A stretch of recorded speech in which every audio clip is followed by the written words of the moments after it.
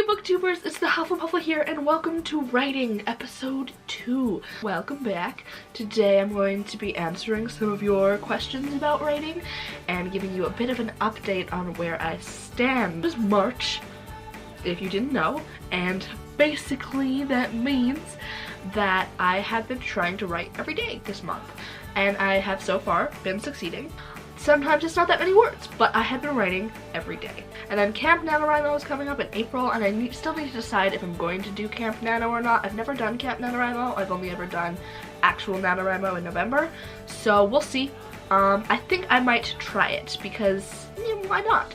Why not try Camp NaNoWriMo? Just get that first draft close to being finished or even finished, depending on how March goes. So that's a little update on my writing. So now I'm going to answer some of your questions. Is this your first novel?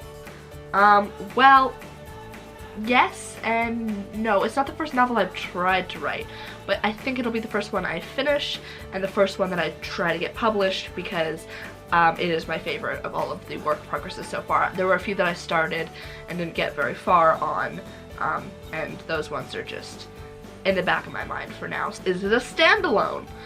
No, it's not a standalone. It ends on a cliffhanger, and it's probably gonna be a duology. That's the plan. The plan is a duology. Most likely 99% sure it's gonna be a duology. And that doesn't mean that I'm not going to write more books in the world, though, because I love the world, and I love all the characters, so I might write backstories or other stories about the characters, but this particular story arc is about 2 books long. How close are you to finishing the draft? Well, I'm about a little ways away from halfway through, and I started it at the beginning of the year, in January. So, not too bad. I'm taking my time with it because I don't want to force myself to write. And I think I should be able to have it finished by May, June-ish. What Hamilton song best describes your main character? Well, characters, because all of the characters kind of share the spotlight. I can't really pinpoint one main character. Okay, so Saray is probably non-stop, because she's very, like, non-stop. Why do you assume you're the smartest in the room? Why do you assume you're the smartest in the room? Why do you assume you're the smartest in the room? And that attitude may be your doom. Why do you write like you're running out of time? Write day and night like you're running out of time. Every day you fight like you're running out of time. Keep on fighting in the meantime. For Kai, I think she's probably one of the cabinet battles, or maybe What Did I Miss, or Washington on Your Side. A sassy song, because she's sassy. You must be out of your goddamn mind! The president is gonna bring the nation to the brink. A building in the middle of a military mess, a game of chess where France is queen kingless. Who's at a treaty with the king whose head is down with a basket? Would you like to take it out and ask it? Or should we honor a treaty king whose head? Do whatever you want, I'm super dead! For Braxton, I think his song would be Helpless. Because he's very loving.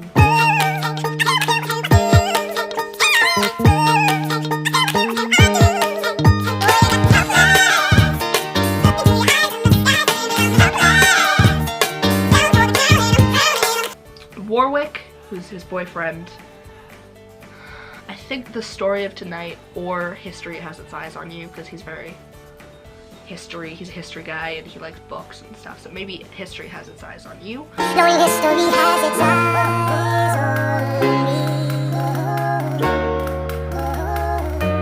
History has its eyes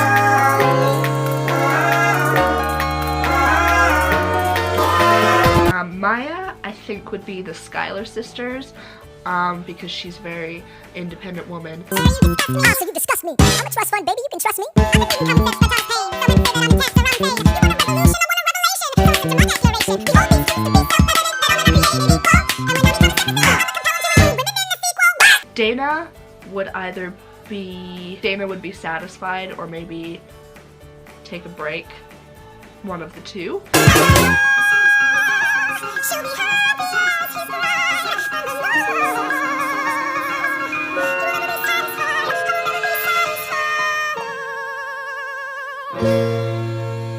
I think that Zayn would be, wait for it. Death doesn't discriminate. Peace isn't the same. It takes, it takes, it takes. We keep it anyway. Rise before we break, make mistakes, and if there's a reason I'm still alive. Everyone who loves me has died. I'm willing to wait for it.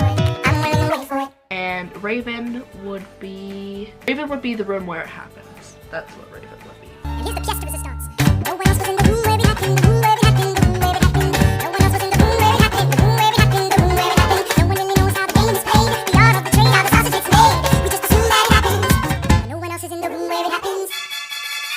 I'm writing a book and I'm stuck.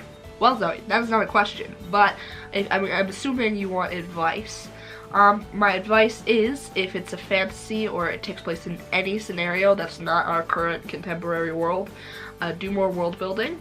If it takes place in our current contemporary world, do more character work.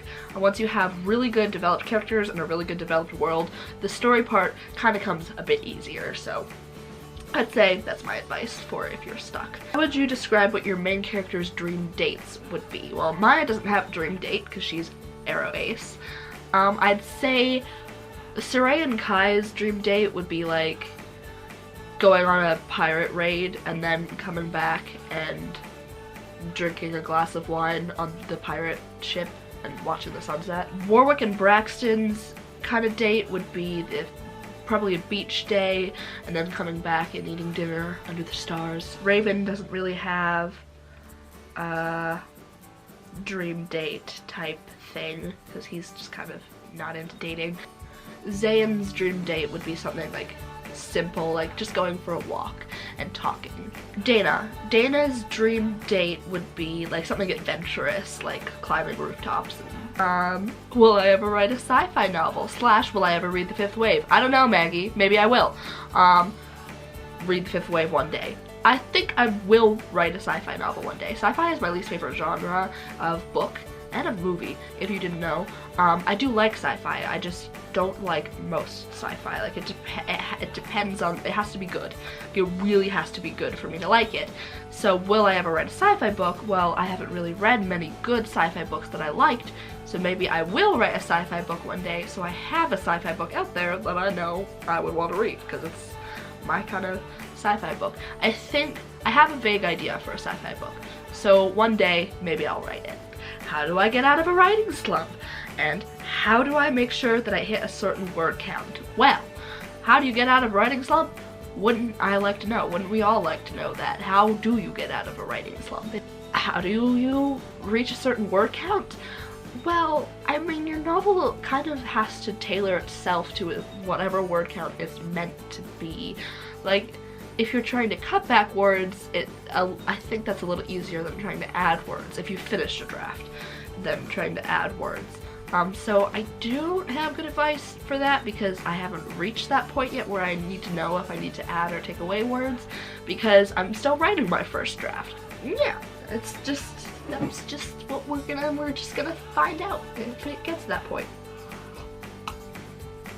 What did I do to create my world, or was there anything that inspired me, because world building is the hardest for her.